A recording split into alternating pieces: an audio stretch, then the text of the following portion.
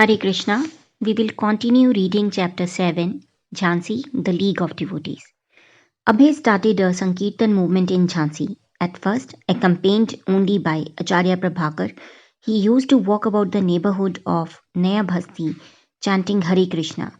As he continued this practice, his group gradually increased until 50 people were gathering regularly to go out on parikrama, chant together, and visit temples. Afterwards, they would gather at the Radha Memorial for an evening lecture. When Abhay would go to preach in the nearby villages, he would usually be accompanied by whatever league members were free. Once he went with Acharya Prabhakar on Padyatra, traveling on foot and preaching, to Chirgaon, some 20 miles from Jhansi. In Chirgaon, there lived a nationally known poet, Maithili Sharan Gupta, who received Abhay and his disciple at his home for dinner. Abhay told his host that since he was an accomplished poet, he should write something glorifying Krishna, and the poet agreed. After preaching in Chirgaon, Abhay and Prabhakar returned to Jhansi, spending one day in each of 5 villages along the way. At night, the villagers would gather and Abhay would lead Kirtan. He explained to Prabhakar that almost most of these simple farmers were not scholars in Bhagavad Gita or Bhagavatam. They could achieve the highest spiritual benefit simply by Kirtan. Abhay was well received by the villagers, who begged him to return soon but to give them notice next time so that they could prepare a proper reception. While preaching locally, Abhay was simultaneously working to give an international scope to his League of Devotees. He wrote to government agencies asking them to help him expand his genuine educational project, and he also tried to recruit preachers from amongst his friends. He wrote to his old college classmate Rupen Mitra in Calcutta, inviting him to join in worldwide missionary activities. My mission desires to train up 40 trainees, and I have asked help from the government for this useful educational purpose. I want that you may be one of the trainees in this regard, and you can ask Kartik Dada to join us in this spirit. You will know from the papers sent to you how we live and what we do, and thus you can make up your mind whether it is possible for you to join us. The first thing is that we want to train up some retired men in the Vanaprastha life and some young men in the Brahmacharya life. I have no inclination for the sannyas life, which is rather a difficult job for the fallen people of this age. The so-called sannyasis in red garment has spoiled the good name of such order of life. Abhay also asked Rupen, kindly let me know the charges of this advertisement in the English and vernacular papers of Calcutta. Educational.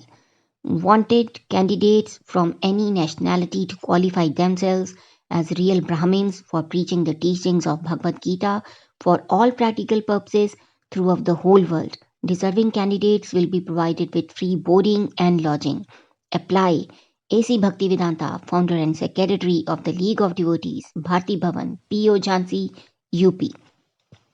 Abhay wanted a deed stating that the Bharati Bhavan belonged to the League of Devotees.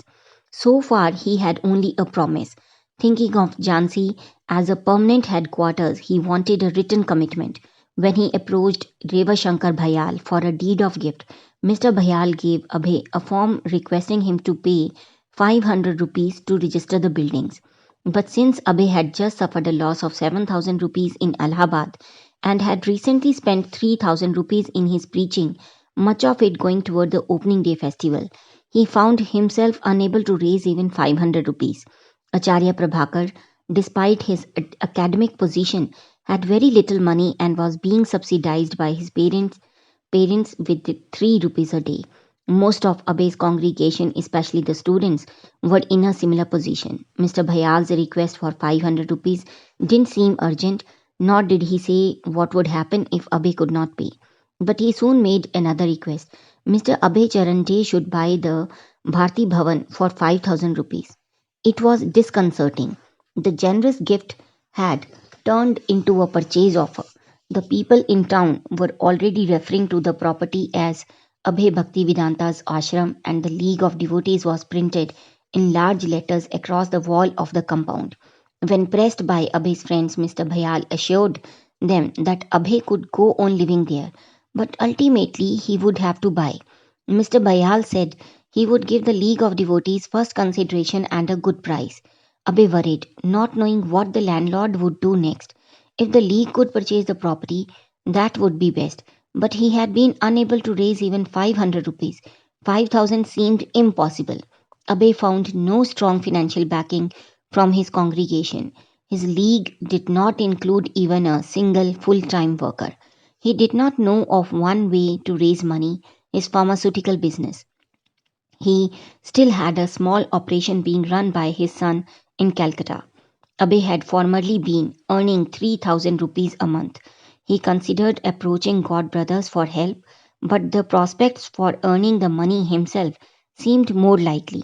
For 30 years, he had earned money by his pharmaceutical business, and he could do it again for the most worthy cause. When he arrived in Calcutta in the spring of 1954, he was without money. He chose to live with his godbrothers at the Gaudiya Sangha in Chetala, the same neighborhood his family lived in. Since he had no money, the head of the ashram bore his expenses. Abhay gave daily discourses on Srimad Bhagavatam, which the Gaudiya Sangha brahmacharis highly appreciated. Krishna Kumar Brahmachari. Even after he left, his sweet melodious voice would ring in my ears. He used to often express a desire to go abroad and preach. One of his sons was running a small business, Vimal Tone Laboratory, and thus supporting the family. Abhay knew that his wife would not be interested in his work in Jhansi. His son had been there but had not been impressed. The family would see his preaching in Jhansi as a threat to their home life.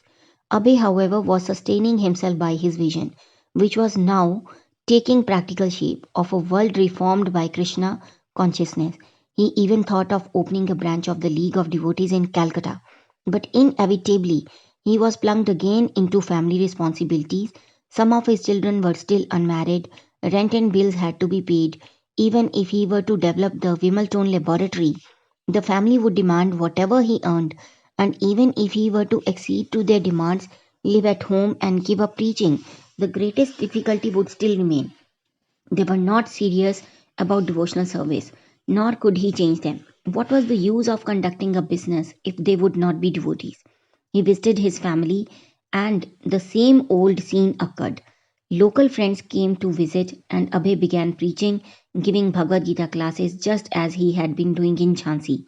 Meanwhile, his wife and the rest of the family would take tea in a separate room. Srila Prabhupada. I wanted as much as possible to get her to work with me in spreading Krishna consciousness, to get her help. But she was very determined. She would not help me in spreading Krishna consciousness. So finally, after many years, I could understand she would not be any assistance to me. She was very attached to drinking tea. I was always telling her not to drink tea because I wanted to have a nice Vaishnav family. So although I was repeatedly telling her, this time I finally said, you have to choose between me or tea. Either the tea goes or I go. In this way, I was even criticizing my own family. But because they were thinking I was the husband or father, they could not take my instruction seriously. So she replied, give up tea drinking or give up my husband? Well, I will have to give up my husband then. Of course, she thought I was joking. One day, Radharani made a great mistake.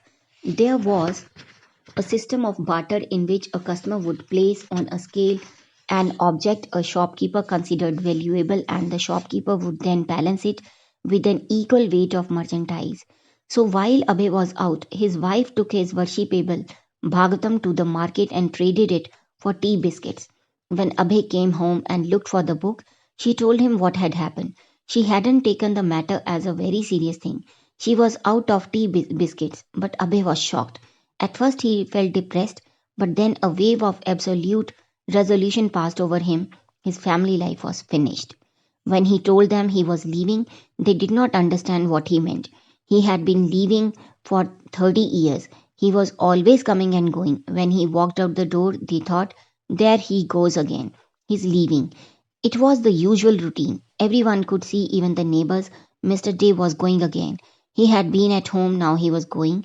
He would be back again, but Abhay knew he would never come back. Srila Prabhupada. Before leaving my family, I wanted to get all my sons and daughters married, but some of them disagreed. But then the time is up. Never mind whether they are married or not, let them see to their own business. Suppose I die immediately, who will take care of my daughter? At that time we say, God will take care. Then why not now? God will take care. My Guru Maharaj used to say that renunciation of family life was civil suicide. If you commit suicide, that is criminal. But that renunciation of family is voluntarily committing suicide. Now I am dead. Whatever you like, you do. Krishna says, Sarv Dharman Pratiyajyate. Give up all religion. So family is Graha Dharma, the religion of the family. But Krishna says, give that up. But that attachment is there. And if we say that feeling of attachment has to be given up gradually, then that we cannot do because the attachment is there. But if God will take care of them if I die immediately, then why not now? His spiritual emotions were so turbulent that he wasn't thinking of going to Jhansi. He wanted to take a train to anywhere. Then he remembered some old God brothers friends who were living in an ashram in Jhargram, only a short train ride south of Calcutta. So he borrowed 10 rupees from a friend and bought a ticket to Jhargram. It was a small matha. When Abhay arrived, he was welcomed by Paramhansa Maharaj, Damodar Maharaj, and others. Paramhansa Maharaj had been present when Abhay had first met Bhakti Siddhant Saraswati, and he remembered Abhay as he had looked then, dressed in white khadi, looking like Gandhinian anarchist. Abhay explained to him, I could not fulfill my family's need, so now let me preach the message of Lord Chaitanya. Abhay told him how his business had failed and how he had willingly left his family and was now destitute. Paramahansa Maharaj. When Abhay arrived, he appeared very poor, starving. He had no means. He came alone to the matha, and when he arrived, he only chanted Hare Krishna, nothing else. Abhay spent his time in Jhargram chanting the holy name and becoming settled in detachment from his family. For several days he chanted japa almost continuously. Paramahansa Maharaj would lecture in the evenings and then Abhay would also speak on Bhagavad Gita. But as time passed, his thoughts turned again to Jhansi and he soon felt ready to go back to the League of Devotees. He had to secure the buildings and go on with the preaching. But before returning, he obtained a large deity of Lord Chaitanya that he planned to install at the Bharti Bhavan. Ironically, he had gone to Calcutta to do business and raise money, but now he had no money, no business, and no family responsibilities. He had been married 36 years and now, at age 58, he had fully taken to the Vanprastha order. Now he could dedicate his life fully to preaching Krishna consciousness. Abhay did not adopt the saffron dress of a Vanprastha but continued wearing a white dhoti and kurta. The people of Jhansi had always known him as a preacher with no family ever since he had first arrived a year and a half before. Now he was returning to them with the deity of Lord Chaitanya and a determination to establish Lord Chaitanya's temple in Jhansi. Abhay met with a warm welcome from Acharya Prabhakar and others, but he also met with competition for possession of the Radha Memorial. It began with the Sanskrit conference, the Bhandelkhand Sanskrit Sammelan, which brought to Jhansi the governor of the province, K.M. Munshi, and his wife Leelavati. An active social organizer, Leelavati Munshi, had opened several branches of the Mahila Smiti Sangha, a society that aimed at socially uplifting women by teaching them secretarial skills and English. Two educated Jhansi ladies, Chandramukhi and Suryamukhi, wanted such a women's special program for Jhansi, and they took the opportunity to approach Leelavati Munshi during her visit. She inspired them, and they began to talk about where in Jhansi they could open one of her social centers. Perhaps, suggested one of the ladies, the Bharti Bhavan could be used. Although Suryamukhi Sharma had been one of the sympathizers who had first approached Mr. Bhayal on behalf of Abhay Charan Dey and had asked that he be given the Bharti Bhavan for his League of Devotees, she felt that the lady's cause was more important and she knew that Abhay's ownership of the buildings was not settled. The women agreed that the buildings would be an excellent facility for a Mahila Smiti Sangha branch and that their cause was more urgent than Abhay Charan's. Suryamukhi, assured of support by the governor's wife, called on AC Bhaktivedanta. She explained that his league of worldwide Vaishnavas would never take shape. He was a nice person and she liked him, but she did not think he could realize his extraordinary expectations. She suggested he vacate the Bharti Bhavan so that the governor's wife could organize a women's social center. You can go here and there for the sake of building a temple, she told him. You are free to travel anywhere, but these poor women in Jhansi have nothing, so they must be given these buildings for their use. She found him adamantly opposed. No, Abhay said, find another building. Abhay argued that his work was not just for a section of people, but for all living beings. Surya Mukhi left frustrated. Abhay was surprised that a member of the League of Devotees was now working against him, and the maneuver was being backed by the governor's wife. Mrs. Munshi could work at a much more influential level without having to confront Abhay directly and without his even knowing what she was doing.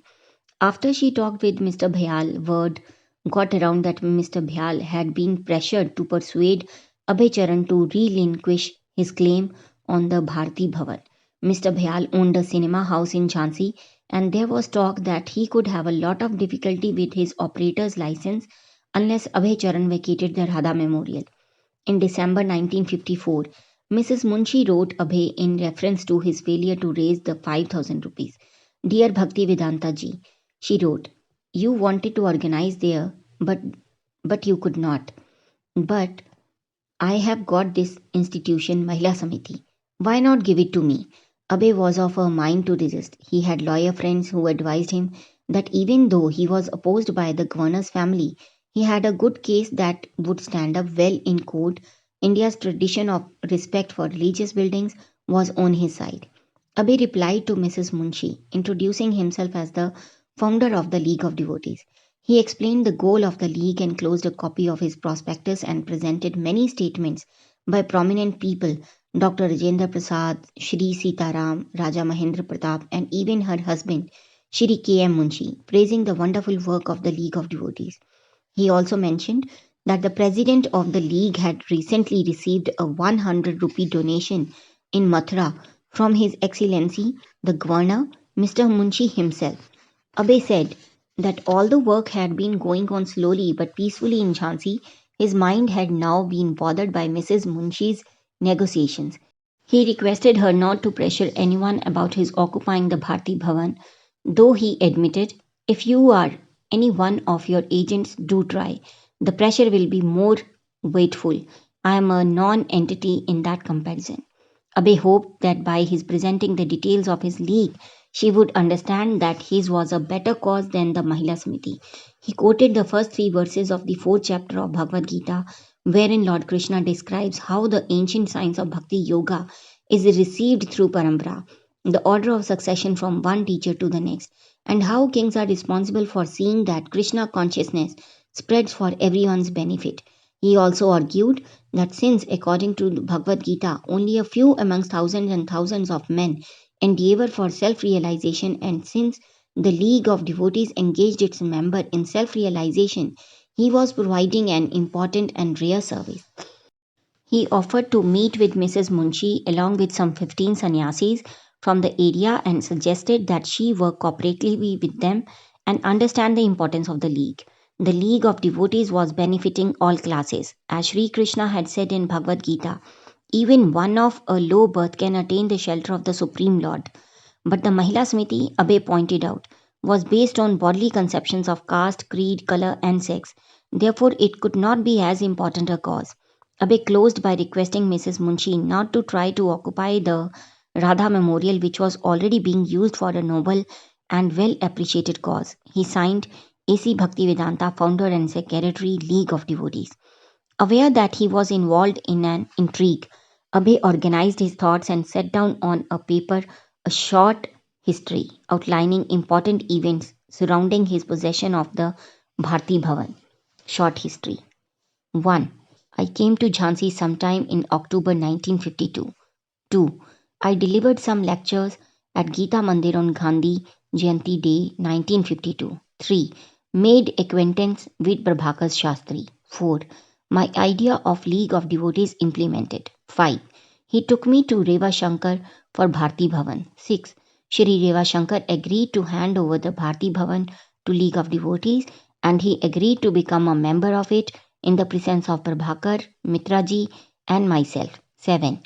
I'd write letters from Allahabad to confirm. 8. He confirmed my letter on 10th December 52. 9. Prabhakar intimated the desire of Reva Shankar on 1st January 53. 10. I got the document needed for League of Devotees and came to Jhansi for signature of the members. Reva Shankar signed and agreed to become an executive member. 11. The document was submitted for registration on 4th February 53 at Lucknow, returned on 10th October 53. 12. The League of Devotees ceremoniously started 16 May 53 and work began. So I am occupying the building since then and continuing my work.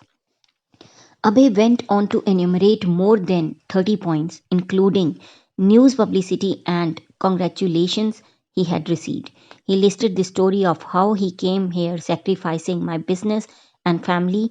I received a telegram from Allahabad instructing the news of burglary by breaking lock.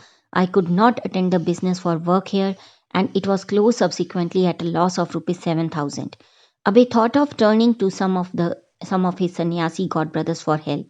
If he or they could purchase the buildings, his competitors would be silenced. He thought it worthwhile to interest his godbrothers in purchasing the buildings as an adjunct to their own missions.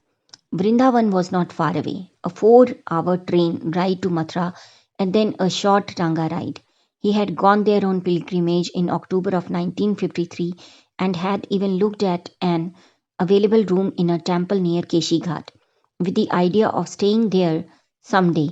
He had also traveled there several other times since he had begun residing in Jhansi. This time he went to the Imlitala temple to see his godbrother Bhakti Sarang Goswami and ask if he would like to take over the proprietorship of the Bharti Bhavan so that it might be used for preaching Krishna consciousness according to the teachings of Srila Bhakti Siddhanta Saraswati. But Bhakti Sarang Goswami was not interested. After approaching another godbrother Damodar Maharaj, who was also not interested in Jhansi, Abhay took the short Tanga ride back to Mathura to see another godbrother Kesha Maharaj. Kesha Maharaj was in Mathura with a group of his disciples to establish a center, but he had not yet located a suitable place. So when Abhay told him about the buildings in Jhansi, he was interested.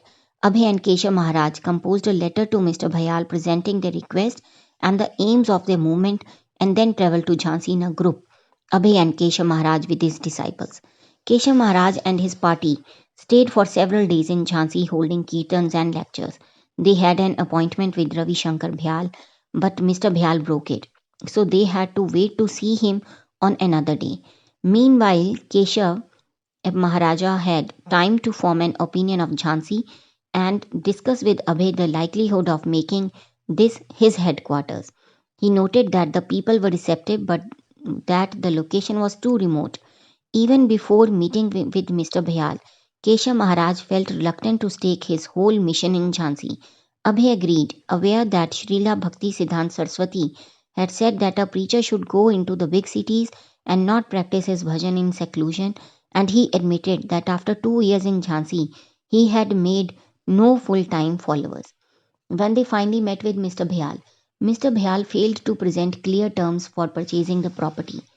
He said they were eligible to buy it, but he made their use of the buildings conditional. He wanted to have a say in the nature of the programs they would hold. Abhay knew that this was just a further sign of shady dealings, and he suspected that Mr. Bhyal was under mounting pressure to give the buildings over to the Mahila Samiti. Kesha Maharaj, having lost all interest, decided to go back to Mathura and he invited Abhay to join him. But Abhay remained. Mr. Bhyal wanted him out and he even returned Abhay's deposit of 210 rupees, claiming that Abhay now had no justification for residing at the Bharti Bhavan. Abhay noted down the latest events in his short history. 29. He has also given me a check for rupees 210 in lieu of my deposit money with him, but he has no money in the bank. The bank has returned it with remark. Number 30. The money which was given to him was misappropriated by him for his own purpose, and now he has given a false check with an arrangement with the bank. 31. It is plain cheating to me from the beginning to the end. 32. I must be compensated for all the money before I can leave the buildings. But he saw it as the inscrutable will of Krishna. Events and opinions were turning him against conducting a mission in Jhansi. It no longer seemed auspicious. Srila Prabhupada. I wanted to start from there. It was a nice big house. It was not given to me rightly, but I was using. So somehow or other, she got imagination that this house is very nice. She was the governor's wife. Through collector and through government officials, she made pressure. So of course, there were many lawyer friends.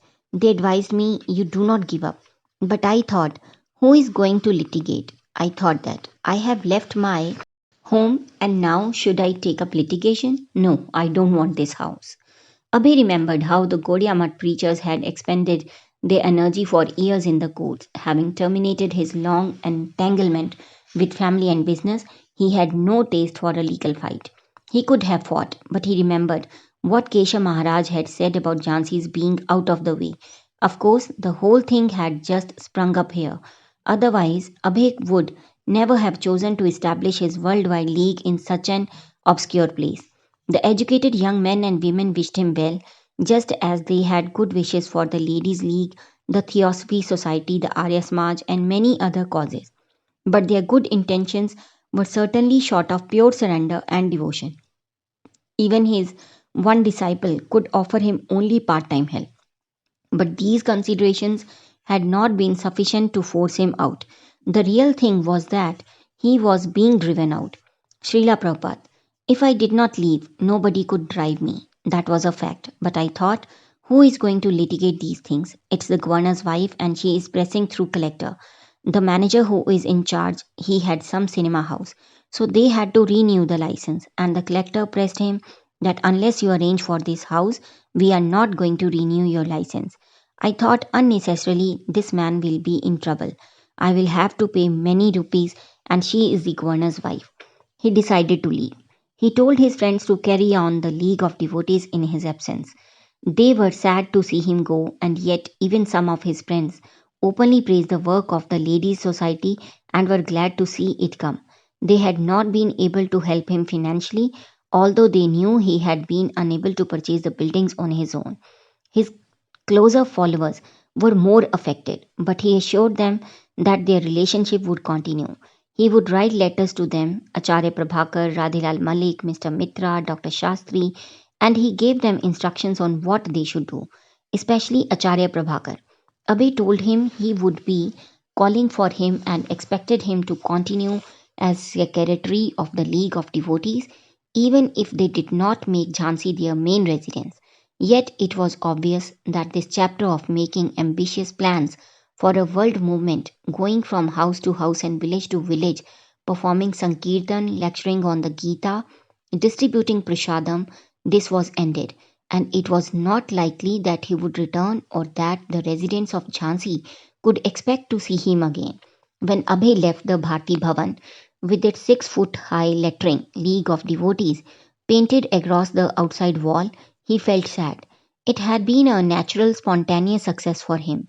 The young, educated people of Jhansi had looked up to him from the start, and had it not been for the intrigue, he would never have left.